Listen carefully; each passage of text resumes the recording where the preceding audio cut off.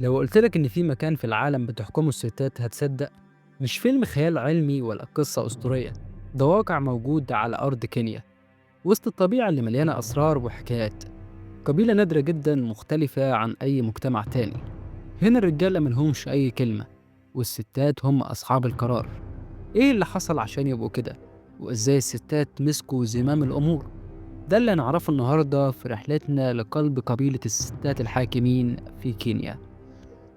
القبيلة دي تأسست سنة 1990 بوساطة من ست اسمها رابيكا لولولو. الفكرة بدأت لمجموعة من الستات تعرضوا للعنف والاستغلال، سواء من أجوازهم بالإكراه أو الاعتداء من رجالة تانية.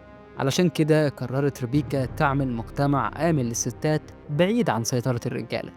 زمان كينيا زي أي مجتمع أفريقي تقليدي، الرجالة هم اللي كانوا أصحاب السلطة والكلمة العالية. لكن في يوم من الأيام حصل انقلاب غير متوقع. ستات القبيلة قالوا كفاية بقى وقرروا يبنوا مجتمع خاص بعيد عن الرجالة اللي شافوا منهم ظلم واستبداد. مجتمع النساء ده بدأ بشوية خيم صغيرة في مناطق صحراوية، لكن النهاردة بقى نموذج فريد بيشهد انتباه الباحثين والصحفيين من كل أنحاء العالم.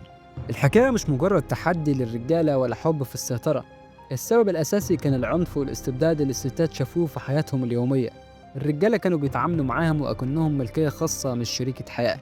ده غير إن في ستات كتير تعرضوا لظلم بسبب تقاليد الزواج الإجباري وختان البنات. وفي وسط الظروف دي واحدة من الستات قالت ليه ما نعيش حياتنا براحتنا؟ ليه نفضل عبيد تحت حكم الرجالة؟ ومن هنا اتولدت فكرة قبيلة مستقلة للستات. الحياة هنا مختلفة جدا عن أي مجتمع تاني. الستات هم اللي بيزرعوا الأرض وبيبنوا البيوت وبيربوا العيال، حتى القرارات الكبيرة زي توزيع الموارد والاتفاقيات التجارية بتتاخد بتصويت ما بين الست.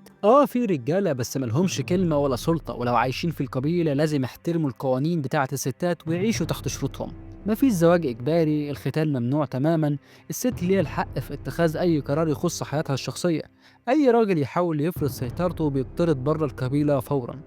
العلاقة بين ستات القبيلة ورجالة القبائل التانية مش سهلة، في تحديات كبيرة لأن المجتمع اللي حواليهم مش متقبل فكرة إن الست تحكم وتبقى قوية. وفي مرة واحدة من الستات قالت إحنا بنحارب كل يوم عشان نحافظ على حريتنا. الستات هنا مش بس حاكمين، هم كمان شاطرين في إدارة الاقتصاد وبيبيعوا منتجات يدوية زي السجاد والملابس التقليدية للسياح. ده غير إنهم بينظموا جولات سياحية للناس اللي عايزين يشوفوا حياتهم الغريبة دي.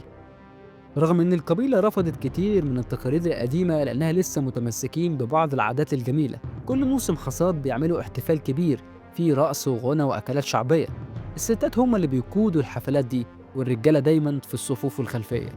القبيلة بقت مزار سياحي مشهور جدا في كينيا، السياح بقوا ييجوا من كل مكان عشان يشوفوا بعينهم ازاي الستات قدروا يبنوا مجتمع ناجح ومستقل. القبيلة دي علمتنا ان الستات قادرين يحكموا وينجحوا ويبنوا مجتمع قوي ومستقل. ورحلتنا كانت درس حقيقي في معنى الشجاعة والصمود. شكرا لكم.